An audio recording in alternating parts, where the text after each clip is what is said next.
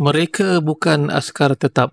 Mereka juga bukan tentera sepenuh masa, tetapi semangat mereka utuh dan tidak tergoyah. Regimen Askar Wataniah, satu pasukan yang mungkin jarang disebut, tetapi kesetiaan mereka kepada tanah air tidak pernah pudar. Dari zaman darurat hinggalah ke zaman moden hari ini, mereka tetap berdiri sebagai perisai negara, sebagai pahlawan sukarela Malaysia. Ditubuhkan secara rasmi pada tahun 1958, Askar Wataniah lahir dengan satu matlamat: merangkul semangat rakyat biasa untuk mempertahankan tanah air yang tercinta. Ia merupakan pasukan simpanan tentera darat, tetapi fungsi dan peranannya jauh melangkaui gelaran itu. Hari ini, Askar Wataniah bukan lagi sekadar tentera simpanan. Mereka adalah barisan hadapan ketika negara berdepan krisis. Ketika bencana alam seperti banjir besar melanda, merekalah yang turun membantu menyelamatkan mangsa. Ketika pandemik COVID-19 menyerang, mereka antara petugas barisan hadapan yang mengawal sempadan dan menguatkuasa perintah kawalan pergerakan. Di medan aman, mereka mungkin bekerja sebagai guru, jurutera atau petani. Tetapi apabila tiba hari latihan, mereka adalah tentera. Jiwa mereka adalah jiwa tentera. Di sini lahirlah istilah Soldier on Sunday, menggambarkan bagaimana seorang rakyat biasa boleh berubah menjadi askar terlatih demi tanah air tercinta. Namun, jalan untuk menyarung pakaian loring bukan semudah yang disangka. Untuk menjadi anggota Askar Wataniah, seseorang itu perlu melalui kursus asas prajurit muda sukarela, satu latihan intensif yang dahulunya dikenali sebagai kursus rekrut. Inilah titik mula perubahan daripada seorang awam kepada seorang tentera. Perubahan ini bukan sekadar pada rupa tetapi pada jiwa dan disiplin.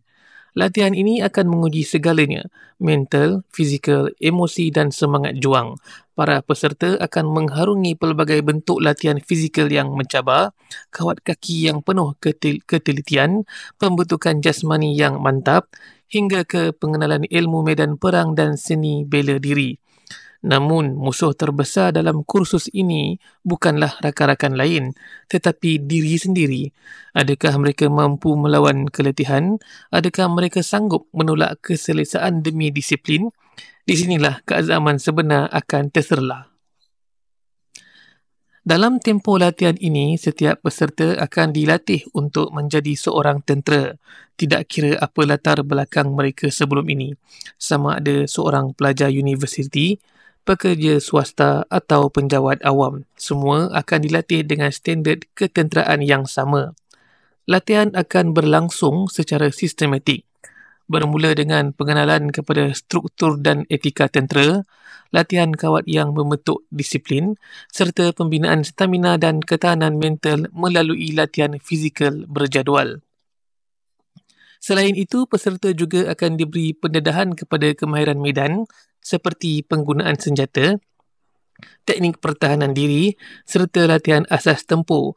Ia bukan hanya mengenai kekuatan fizikal tetapi juga ketakasan minda dan kebolehan membuat keputusan di bawah tekanan. Semasa penghujung kursus, peserta akan menghadapi ujian praktikal, satu penilaian menyeluruh yang menentukan sama ada mereka benar-benar layak menyandang gelaran seorang prajurit sukarela. Jurulatih akan memerhati, menilai dan mengenal pasti mereka yang berpotensi memimpin, kerana di medan sebenar, keberanian tidak cukup. Kebolehan memimpin dan bekerjasama adalah segalanya. Apabila kursus tamat, bukan hanya tubuh yang berubah, tetapi jiwa dan minda juga telah ditempa. Mereka yang berjaya menamatkan latihan kini menjadi sebahagian daripada satu keluarga besar, anggota sah Regimen Askar Wataniah.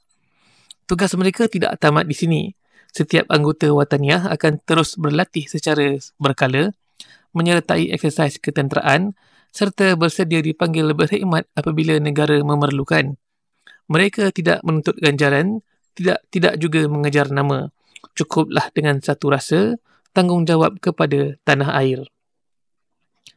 Askar Wataniah adalah lambang kesukarelaan yang paling tinggi. Mereka mungkin hanya tentera pada hujung minggu, tetapi semangat mereka tiada bezanya dengan anggota tetap. Mereka hadir dalam sunyi, berlatih dalam diam dan berkhidmat tanpa harap balasan. Merekalah simbol rakyat yang sanggup bangkit bila negara memanggil.